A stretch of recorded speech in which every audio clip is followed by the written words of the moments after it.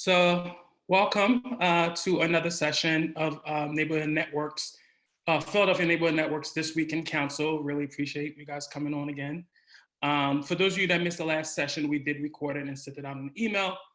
Unfortunately, still trying to figure out the Zoom thing. I did not record the first one, but I did send it an email with some handouts from the first session as well.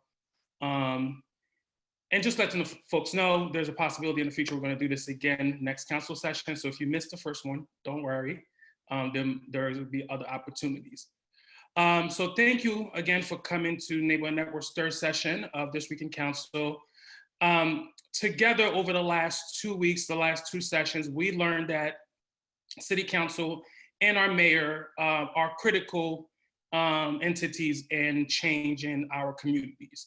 We also learned that, passing legislation such as resolutions and bills are an important tool in making those changes happen when thinking about the mayor and city council. We also learned about our city's constitution, the Home Rule Charter, which establishes those offices, city council and the mayor, and also give those two entities, those bodies, the power to fulfill their responsibilities. And finally, we also learned that the city council, the city charter, the constitution, give Philadelphia City Council the ability to adopt and publish city laws called ordinances that live in the Philadelphia Code. And then finally, we went through some important steps in making a bill into an ordinance so it can finally be added to the Philadelphia Code with community input, with organizing, and with accountability from the community. Today, we're going to talk about those bills and those ordinances and those resolutions. We're going to walk through a few examples so you could see just how they look. I want to recap just in case folks missed the last session. So the last session, we talked about legislation that is considered by City Council coming in two forms. So one is resolutions, and then the other is ordinances. We talked about a resolution being a piece of document that expresses the city's views or city council's views, and therefore the city's views since we elect them. And then we talked about ordinances directing that a specific action be taken or setting rules for those actions. So those were two important critical differences we laid out last session. Again, resolutions are a form of legislation that must be approved by council, but they are not similar to bills and ordinances, and that they don't create systematic change like bills and like billing ordinances. There are two forms of resolutions we talked about. We talked about privileged and non-privileged. Privileged resolutions can be voted on the same day that they are introduced. They tend to be non-controversial, like calling for hearings, honoring heroes, et cetera, et cetera. Non-privileged resolutions are everything else. They either are referred to a committee by Council President Clark, or you can suspend the rules to have them be treated like privileged resolutions. But if you don't suspend the rules, if they don't go to a committee, they usually have to be voted on the next council session. And so today what we're gonna do is Stan is gonna take you, Stan Shapiro, our steering committee member of Neighborhood Networks, will walk you through a few pieces of legislation, resolutions, and bills. And then after that, we're gonna talk about a process of us together collectively possibly introducing a resolution to City Council. I'm super excited about that. So hopefully folks sign up to help out with that. And then finally, we're gonna take action together, because one of the things we said we wanted to do in these sessions was follow bills from the beginning to the end. I've sent you information on 3 bills that are currently in City Council, 3 in the Housing Committee right now, that are gonna get a committee hearing tomorrow, and they either could die in committee or they can be voted out of committee, sent back to the whole council. So we're gonna do some action around those bills together. So right now we'll start with Stan Shapiro walking us through some legislation. I'm gonna stop sharing my screen, Stan. I'm gonna mute myself. Screen right now to put up what everybody has been waiting for all these weeks, the Philadelphia Code. We're talking about bills that amend the Philadelphia Code and here it is in all its glory. So I came upon my knowledge about the Philadelphia Code, bills, ordinances. I guess you could say in an honest way. I was chief staff attorney to City Council for quite a number of years. Left about 15 years ago, but it turns out I still remember a little bit about this. So I'm going to share what I remember. And the first thing is, what is this thing called the Philadelphia Code? Well, here it is. It's a compilation of all the ordinances of the city, which have general application to government and the public on an ongoing basis. It could be organized in many ways, but this is organized in titles, and there are 22 of them. They get their number pretty much chronologically. They get added to very rarely because they are all broken up, or almost all of them, into chapters. And if you want to see a chapter of the code, for instance, we're going to look at a bill which amends a chapter of the code. To see where it fits, you go to Title 9, click the little plus here, and lo and behold, here are all the chapters of Title 9 of the Philadelphia Code. That has been amended quite a bit, added to quite a bit. It's the regulation of businesses, trades, and professions. There are 49 of these chapters. Now, chapters are also broken down into subsections. We'll look at those later. And you'll also see what's interesting about chapters is that some of them are quite broad and cover a lot of territory, a lot of activity, a lot of people. Others pretty narrow. Here you have sheet metal technician. Well, that doesn't affect too many of us. But on the other hand, you also have promoting healthy families and workplaces. That's got a lot of subsections to it, and it affects all businesses, or many, many businesses in the city of Philadelphia. So that's of wide application. Then there is stuff about protection for domestic workers that also affects a lot of people. Today we're going to look at a new chapter which was added a couple of years ago, Fair Work Week Employment Standards. This is the way it's structured in the code, but it started with a bill. So let's go to the bill which enacted that. And here it is. That was, and I have just a few little problems in seeing what I'm actually. That Fair Work Week is up. Oh, here it is. Okay. So I'm going to enlarge it. Enlarge it a little bit. Like that. And here we are. So this is a good example of a bill because it has some things that are standard in all bills. It starts out with the banner of the city, coat of arms of the city, the name of the city, a little bit of information about the city council clerk's office. I don't know why they never added a phone number or an email address, but it is what it is. You get the bill number. Bills are numbered chronologically, but not intuitively. So the first two numbers, 18, are the year, omitting the century, and the last four digits are represent the sequential order, chronological order of this bill. So this is the 649th bill introduced in this current session of council, which started in January of last year. And it has an A on it. This one has an A on it because it was amended on the floor of council. This tells you the date of that amendment. If it's amended in committee, which is actually how most bills get amended, then it does not have an A on it. But this one was amended on the floor, so it's got that A. This is the date it was introduced. These are the council members whose names were on the bill when it was first introduced. The first name is the chief sponsor of the bill, Helen Gim.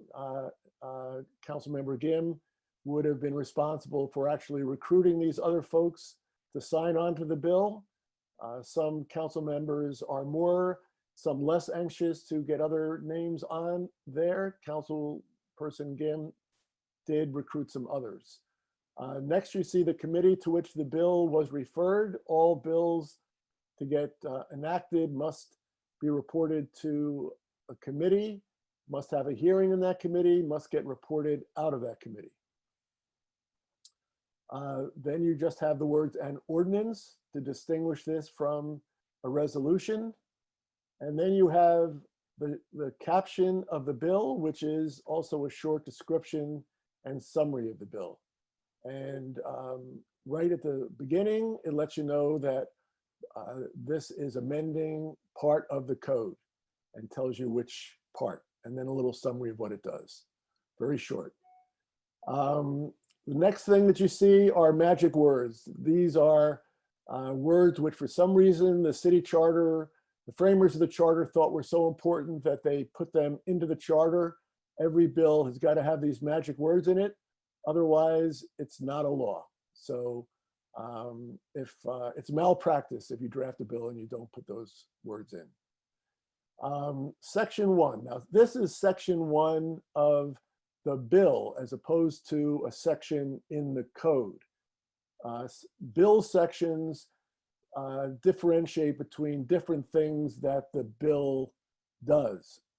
Some of it may be changing or adding to the code. Some of it may be something else. So this designates the first section, and the first section is to amend the code, and it tells you again the title that's being amended, and then it says to read as follows. And in this case, it is not actually going to show you how this Title IX is going to read after the bill is amended, because many provisions of Title IX aren't being changed at all. They don't want to print all the parts that are not being changed. So instead of doing that, they put in these asterisks. You're going to see a lot of asterisks as we go forward in the next few minutes.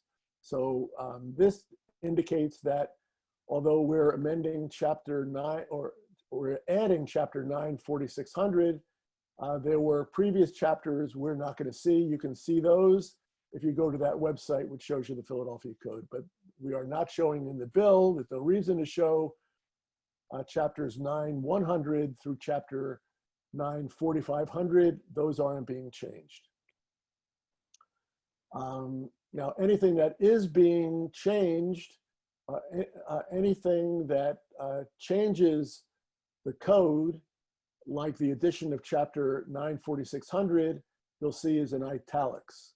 Things that are just reprinted, like over here, which simply designate the title in which this code provision is going to fit. But since that's not been changed, that's in normal letters, the way you'll actually see it in the code. We're adding a new chapter 4600. The first thing that the new chapter has to do is to define terms. Many lawyers will tell you, and this is a quote you'll hear often, it's all in the definitions. The most important part of any law is in the definitions. And so definitions will often, if not always, be the very first part of any bill. In this case, you'll see that there are 18 18 definitions, which go all the way down into the middle of the third page or the fourth page. Everything is in the definitions. You have to know when you use words exactly what they mean. In this case, for instance, the bill is regulating certain employers in terms of how they should treat their employees, in terms of setting hours, creating dependability, granting some extra pay if an employee is called into work, but then actually there's no work for that employee to do and they are sent home. So certain employers are subject to regulations relating to those activities, but not all of them. It's the ones that are described right here. I'm not going to go into the description. I think we're going to have somebody perhaps talk about that a little bit later. But the point is that if you use, if you designate the employers who are subject to the bill and then need to refer to them in various sections of the bill, you don't want to put all of these words into all of these other sections of the bill. You've got 18 terms that don't necessarily just comport with how you normally think of things. So employee to us is anybody who basically is hired by an employer, but for purposes of the bill, it's different and it's all spelled out in the definition. So that's why we have definitions, and that takes you through section 94601 of the bill. The next few new sections of the bill describe what the bill is requiring of employers and rights that are given to employees. So 94602 is advance notice of work schedules so that employees don't have to wait until they wake up in the morning to know if they've got work that day. A lot of details on that. The next operative provision deals with compensation for changed work schedules, like I mentioned, so that if you show up for work and there's no work and you're told to go home, you get compensated for your waste of time. So that's another operative provision. That's 4603. That's a long provision. The next one gives you some right to rest between work shifts. Sometimes people are given a shift which ends at midnight and they're told to come back at 5 in the morning. You get some benefits if that's the case. That's 94605, 94606 is way down here. And this gets into, okay, well, you've got these rights. How do you get to exercise them without actually winding up in worse shape because you got a really unhappy boss? So this tells you that your rights are protected, that the boss can't retaliate against you. So that's one way of protecting you. 4607 protects everybody by giving the Labor Department the right to issue regulations, which elaborates on the basic provisions of the bill. Complex legislation often delegates the power to issue regulations to an implementing office. This is definitely complex, so it's got this provision on regulations. The next section is about notice. And basically the point of view on notice is that employers have to let their employees, covered employers need to let their employees know that they have rights. They have to post that notice. And the theory here is, unless you know you have rights, you really don't have rights. So that's why there's a specific section on that. Another implementation provision, which is typical, is about employer records and the kinds of records that the boss needs to keep, that the department can look at whenever there are complaints to see if the complaint is valid. Then there's an exception here. Now this actually could have been 4610. This probably could have been put into the definitions, but they thought that this was important enough to separate out and to indicate that there are some circumstances in which the bill doesn't apply if the subject matter is covered by a collective bargaining agreement, and it lays out those circumstances. 94611 gets into the nitty-gritty of what happens to be sure that employees can exercise their rights and get the enforcement procedures rolling, sometimes with and after a complaint, sometimes by investigation by the department. So all of that, all of those procedures are set out in that section.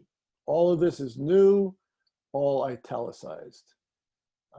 And then after we've reviewed all these sections of the code that are being added, we get to section 2 of the bill in caps.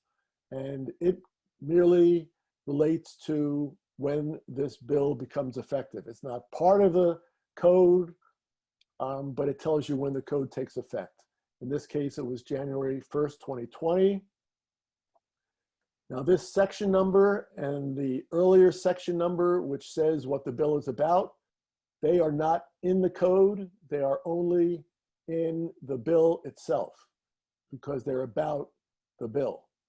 To see the bill with these other provisions, these section numbers, you would click a footnote in the code. All of these provisions of the code are normally footnoted, and when you click the footnote, in many cases you'll get a link to what we're looking at now, namely the bill which put that provision in the code and all of the extraneous other provisions of the bill itself. So that is a bill which added an entirely new chapter to the Philadelphia Code. Now we're going to look at a bill which amends or would amend an existing section of the code, an existing chapter of the code. And that is this bill 200-414. That's up. Okay. Bill 200-414, the top has got the same basic layout with the city seal, the city, clerk's office, the bill number, picked the way I described it, the intro date, the council members, chief sponsor first. This bill actually was in 2 committees. It was re-referred from the first committee, and it shows the committee where it wound up right here. Then the words "an ordinance," a short title and description, the magic words, and then again we get to section 1, which tells us what this bill is doing, namely to amend chapter 9800 of the Philadelphia Code, again to read as follows. And again, it actually does not read this way. It shows you the things that are being added and some things that are being subtracted. The full new chapter 9800 is in the code itself, if you want to find that. Here is the title and number of the chapter that is being amended. And then immediately we get to our friendly asterisks indicating things that are not being changed at all by the bill, namely chapter sections 9801 to 9808. The first section, which is actually being changed, is 9809, and that's what we see here with the title and name of that section. It's not being changed, so you might ask, why aren't there asterisks? Well, this is basically a locator to let you know where the section being changed is located. It's located in 9809, subparagraph 1, in our friendly definition section. Excuse me.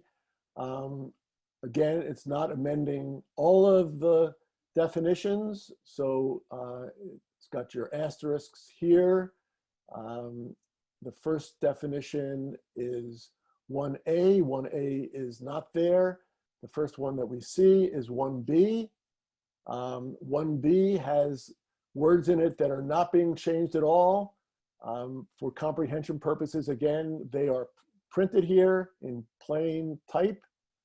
And then you get to what is being added to that subsection, namely subsection B.1. And again, that is in italics because that is new language being added by the bill. The main function of this bill is to extend a moratorium on evictions during the pandemic. And the thinking of the sponsors is that that relief needs to be extended. It expired at the end of July. We all know that the crisis still exists, so there's an effort to extend it. So that's this new language which would extend the provision of the eviction protections.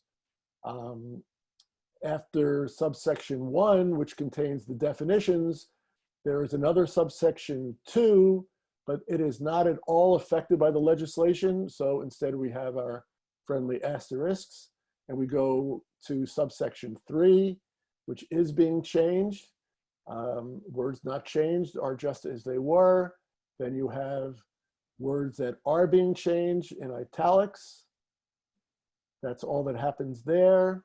You now have come to subsection 4. In subsection 4, you get words that are added in italics. You also get words which are deleted. And those are the words which relate to the existing emergency period ending July 31st. We don't want it to end there anymore, so we put brackets around those printed words. That signifies the bill would take those words out. More asterisks because the rest of that chapter is not being changed at all. Then we come to section 2 again, which is not going to be in the code. It just tells you something about the bill itself. And what it tells you is that it will be effective immediately, as opposed to the previous bill we looked at, where the effective date was put off.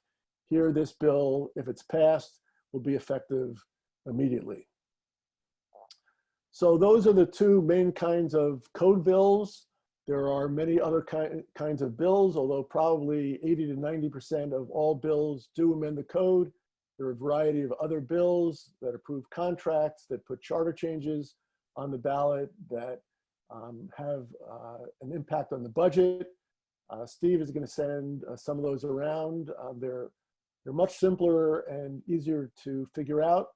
So we're not spending any time on them, but you will see some of them when he shares them in his follow-up.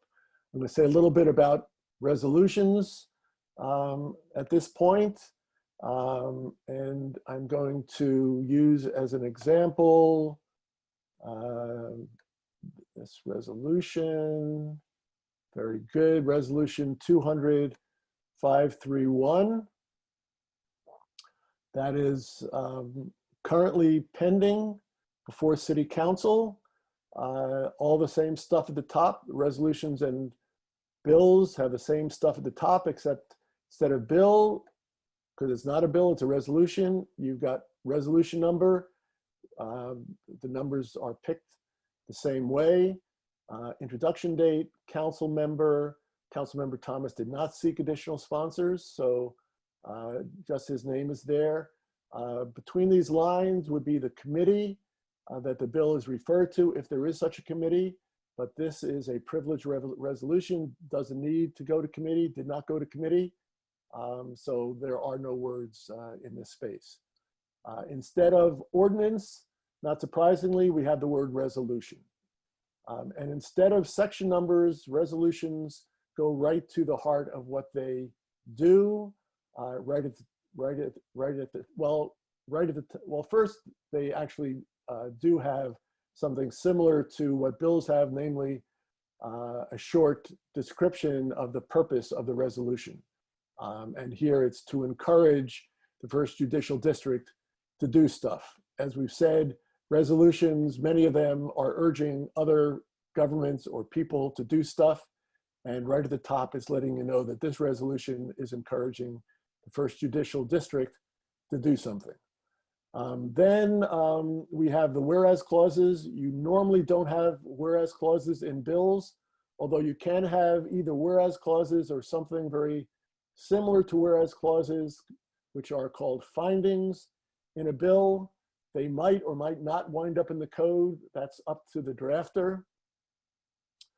But in every case of a resolution, you will have whereas clauses which explain the thinking of the sponsor on why he or she wants whoever he or she is asking to do something to do that thing. So here you have all of the whereas clauses, the reasons, the rationales for this particular resolution. And then we get to the resolved clause. This resolved clause starts out with the word resolved, and in caps says who's resolving, the Philadelphia City Council, and then tells you what it's calling upon.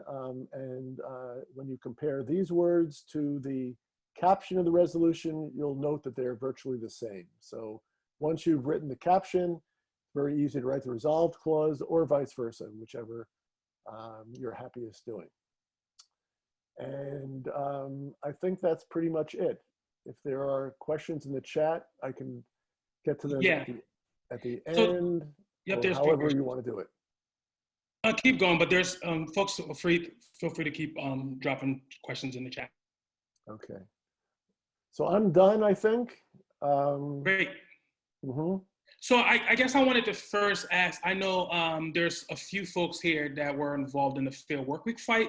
I know that's a really complex piece of legislation with a lot of sections and a lot of just a lot of like meat on it.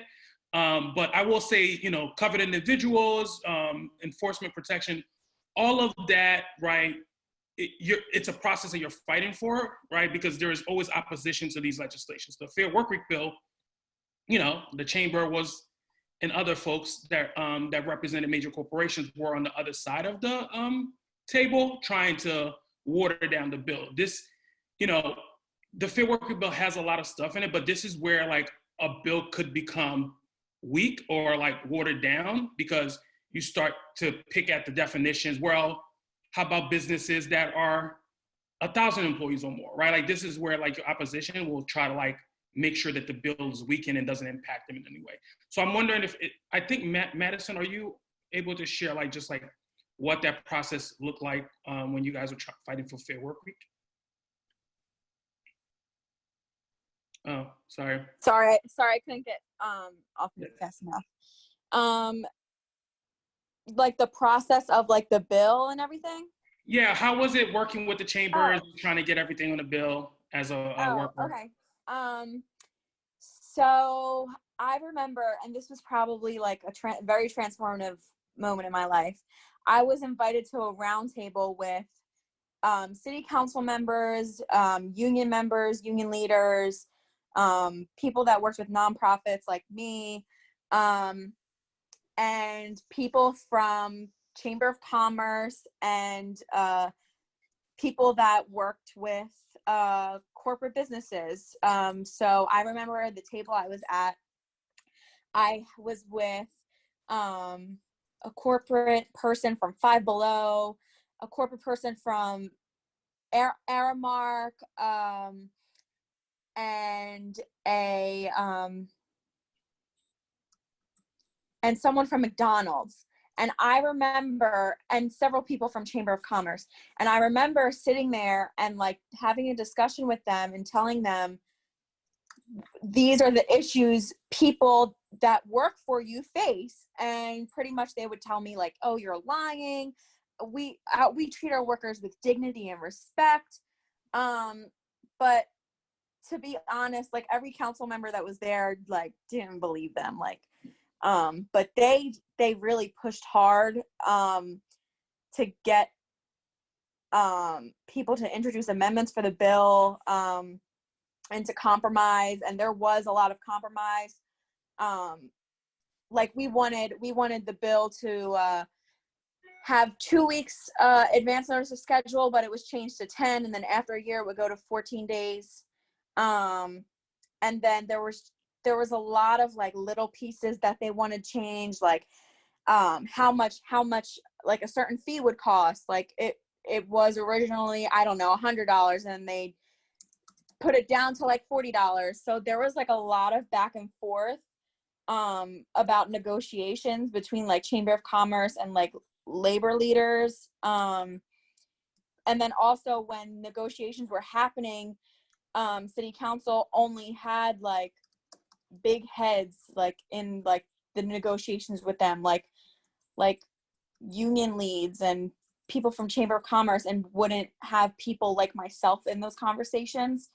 So that was pretty difficult, that I wasn't allowed, or any worker wasn't allowed in those conversations. But at the end, I was able to go into the office and talk about negotiations, but they kind of like pushed me to the side and like wouldn't let me speak. So it was a really crazy experience. Awesome. Thank you, Madison. Thanks for sharing. Yeah. Yeah, so a lot of the provisions that Stan talked about, right? Like, that's why it's important to be part of the committee here, and that's why it's important to be lobbying, because a lot of this stuff comes from people who have lived experiences and people who are sharing the stories. That's what, council members are going to use to like think about how they're going to frame this. So when they heard people were tired from going to work all day till midnight, till 2 o'clock in the morning, and having to come back to work to open at 6 a.m., when they heard that from workers, that's something they wanted to include in the bill. When they heard people working, there were people testifying in city committee and the council committee saying, I have 3 jobs, I'm getting paid minimum wage, and my schedule's crazy, and I have kids. And when someone put me on call in a week and I show up and they tell me, I don't need you anymore, that is a waste of my time, and I make no money from that, right? So they added a provision so people could be compensated for that. So like all of those are framed and informed by people's stories and experiences.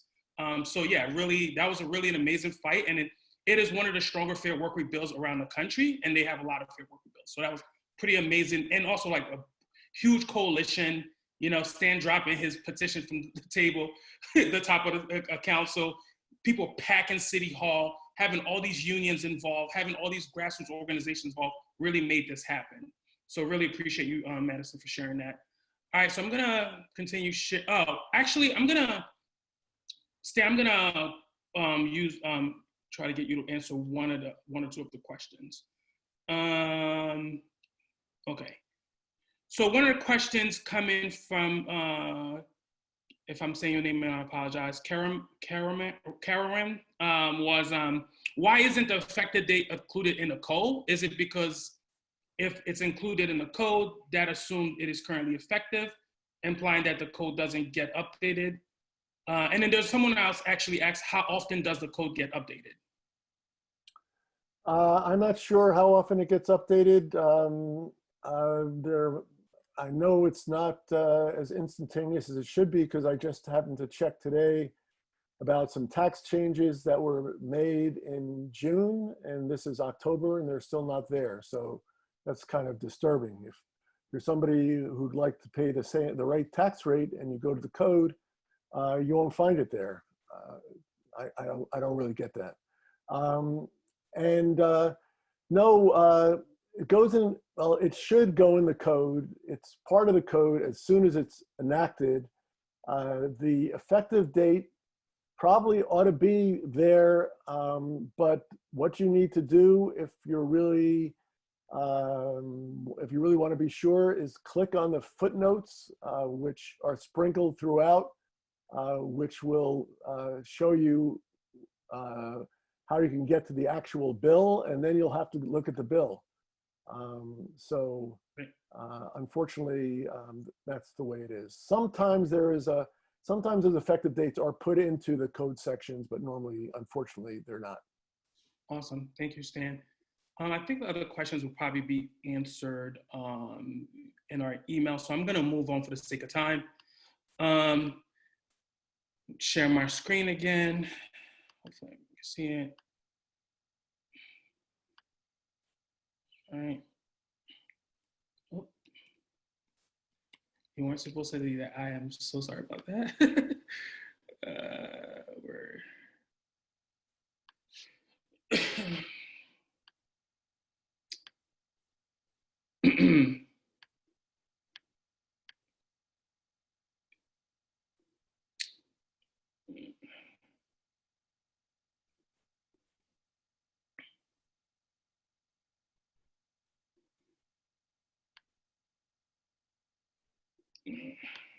All right. Sorry about that. Here we go.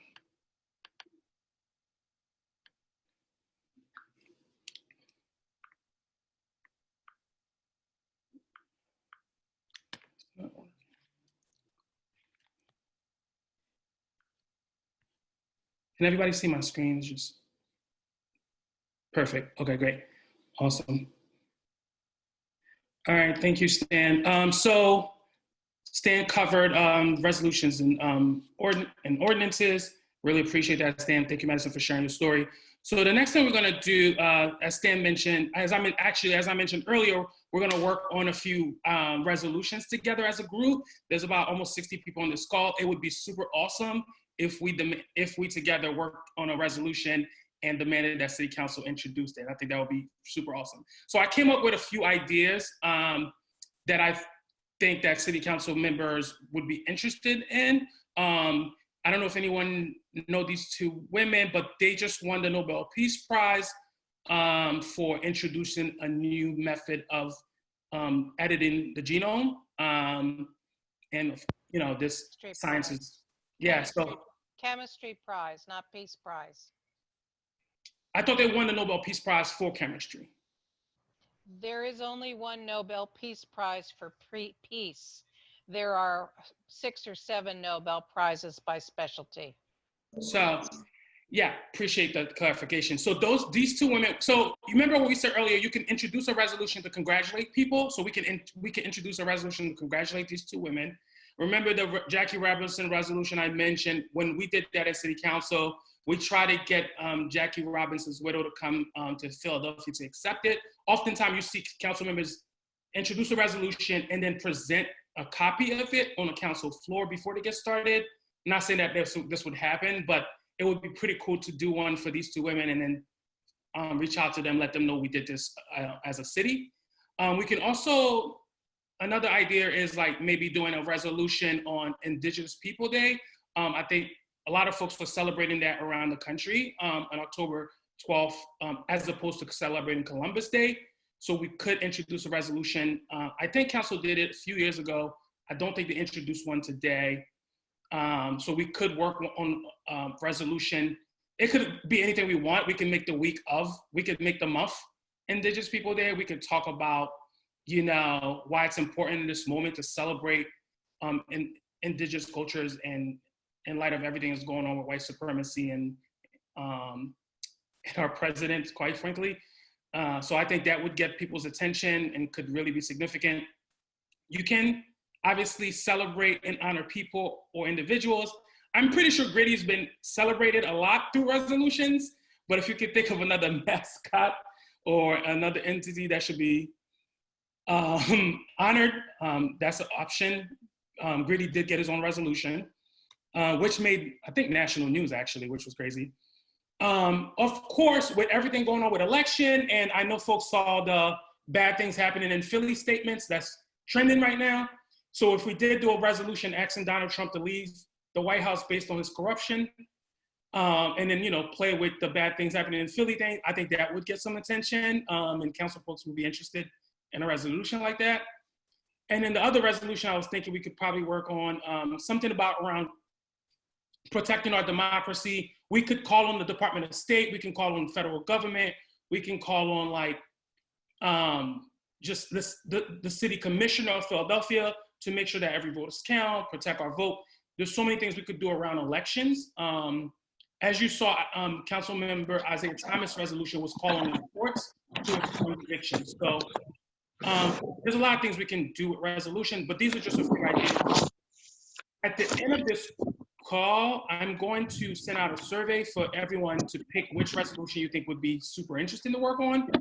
And then included in the survey is if you're interested in working as part of a small working group, we'll love to, I'm going to send everyone a Word doc. You can pick sorry, someone's not thinking.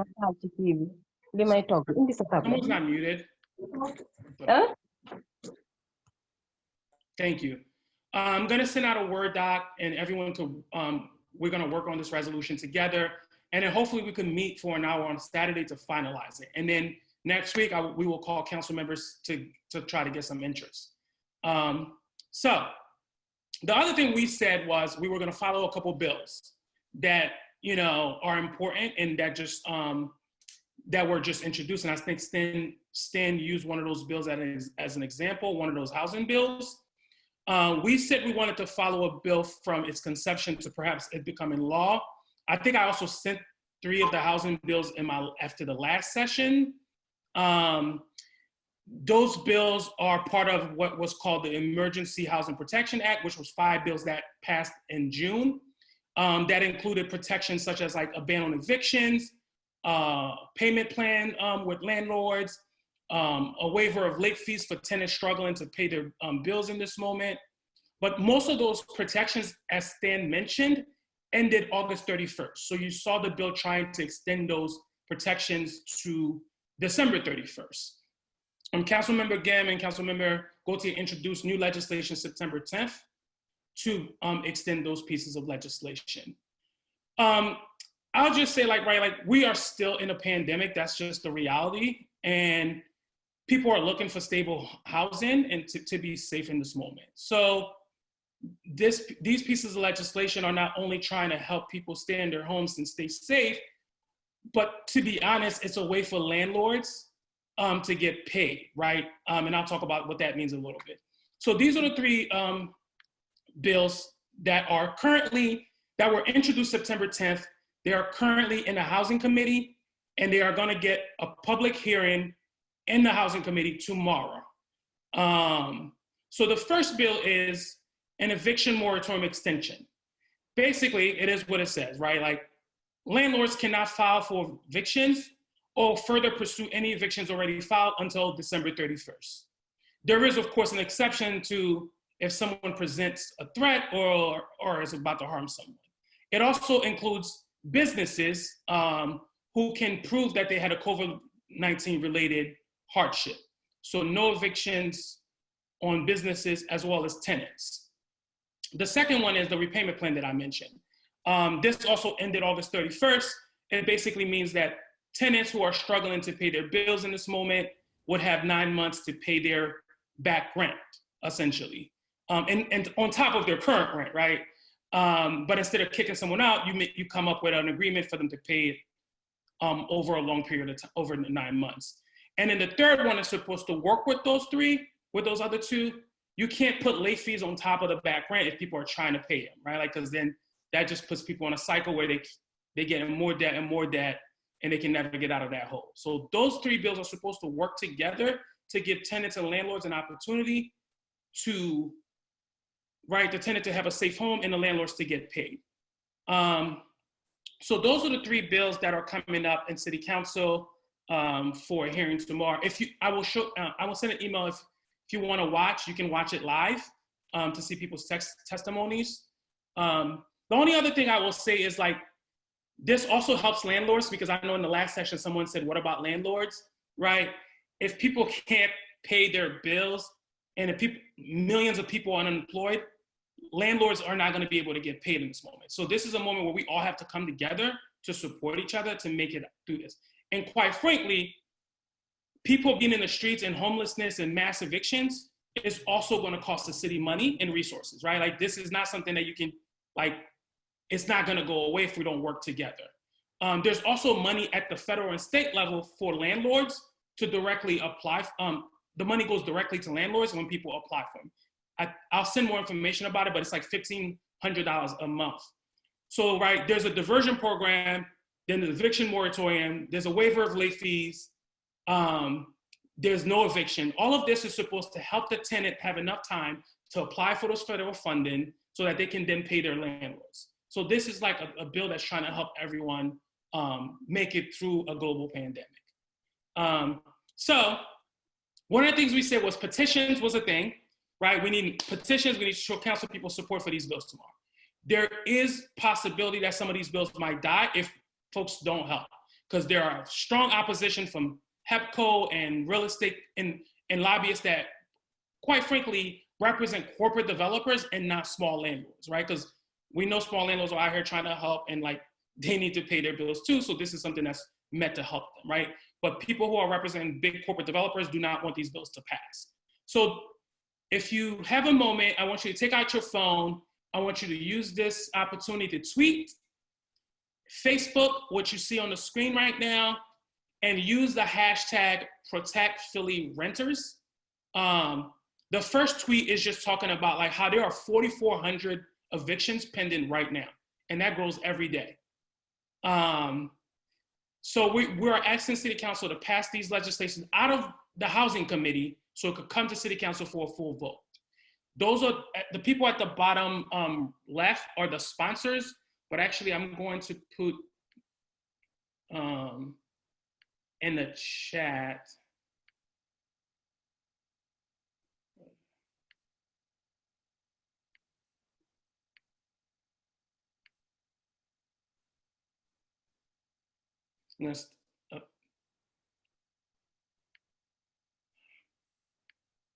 Sorry about that. I'm gonna put in the chat, these are the council people that I want you guys to also, I'm gonna stop sharing my screen because my chat's not working for a moment.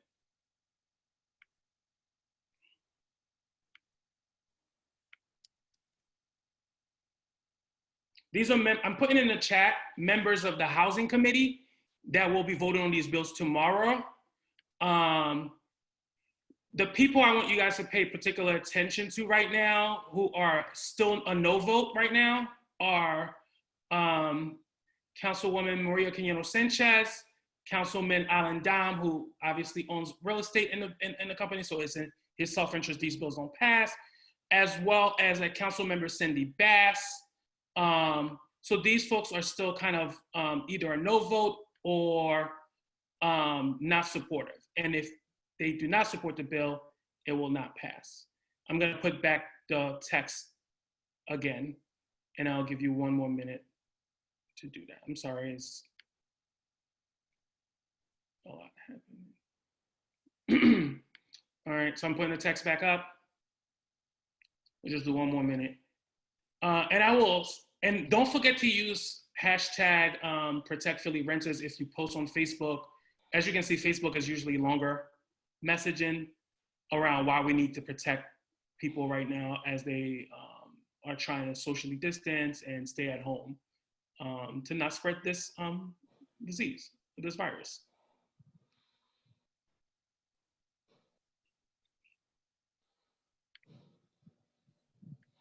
I love you, Dewey. So if you have Twitter or Facebook, I want you to go on Facebook or Twitter, and I want you to tweet or post on Facebook the message you see on your screen, and I want you to use that hashtag #ProtectPhillyRenters. And then in the chat, I put down some council members on the Housing Committee. I want you to tag them in that tweet. I will also send this immediately after our call. All right. Sorry, I ran over time, but I'm gonna send this immediately after our call. Just don't forget to use the hashtag, that way we can track it from this call.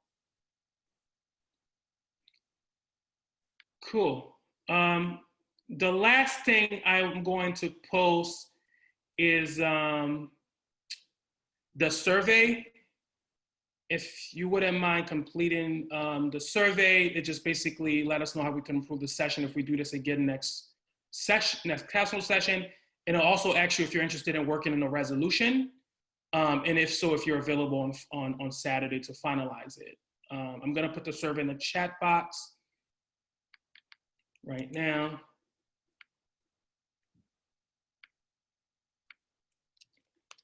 Surveys in the chat box, feel free to complete it. I'm gonna put the message in for the social media back up. But other than that, really appreciate everyone for being on the call again. We are not having a session on the 15th. We will be back on the 22nd, but you will be getting information from me. One of the things I'm going to do next council session, I'm going to keep track of all the bills that are passing or being introduced. And I'm going to send everyone an email about any relevant legislation that's happening in City Council to keep you posted. So appreciate you all for being on the call. Please feel free to complete the survey and log off as soon as you can. I'm going to keep the Facebook messaging up for the next 10 minutes, just so folks have the language.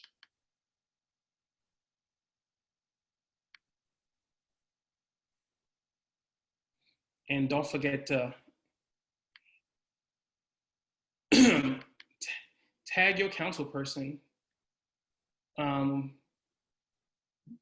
all the council members who are in the housing committee who are in the chat box. They're going to be hearing public testimony tomorrow on all 3 of the housing bills that I mentioned earlier. Once the public testimony is over, they're going to vote on all 3 bills. Some of the folks who are still on the fence, Councilmember Cindy Bass, Councilmember Mario Quino Sanchez, Councilmember Alan Dom, are still not sure they're going to vote yes on these bills. And if they do not vote yes on the bills will die in committee. And folks will not get protection from eviction, from late fees. And, quite frankly, this is trying to stop, just putting a Band-Aid on a bad situation to try to stop massive evictions from happening. You could either tweet or you could post on Facebook with some of the longer messaging you see on your screen. Don't forget to use the hashtag #ProtectPhilly renters and then tag the housing committee members. Cool. See you all. I have a question about the survey really quick. Oh, yes. Good. For the question about what times I'm available to help write the resolution, all these times are for Saturday, right? Yes. Yep. Okay. Yep. So what I'm going to do is, if you're available to work on a resolution, I'm going to send a Word doc that has the title and be it resolved at the bottom, and then it's just going to have whereas that's blank. I'm going to ask each person to take a whereas clause to work on, and then on Saturday we're going to come together and we're going to finalize it together. And then next week Stan and I will be trying to shop it around.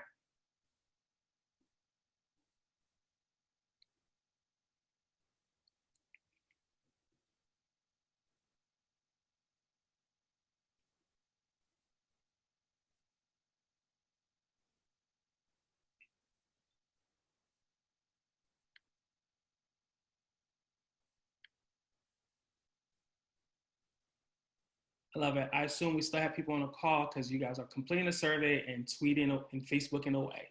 I love it. Doing it. Thank you, Steve. No problem. Thank you. See you all on the 22nd. Is the recovery for all a hashtag?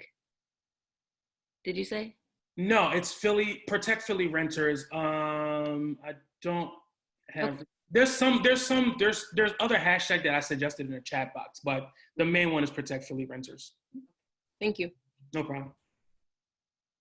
I just wanted to make sure I was doing it in alignment with everyone else. Yeah, all of them should have Protect Philly Renters. But if you do the tweet you see that says we need a recovery that leaves no one behind, you can feel free to add additional hashtags. Yep. Okay.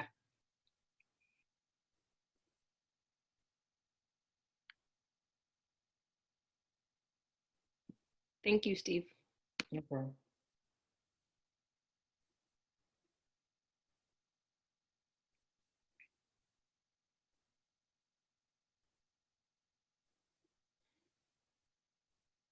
All right, I'm gonna get everyone out of here. I'm going to send this out shortly so you guys can continue tweeting. I'm just gonna copy and paste the language so it'll be easier for y'all to copy and paste. I'll send that immediately, all right? I really appreciate all y'all being on the call. And I will see you on the 22nd, as you can see here, for a budget conversation. And then on the 29th for the committee conversation. All right, take care, everyone.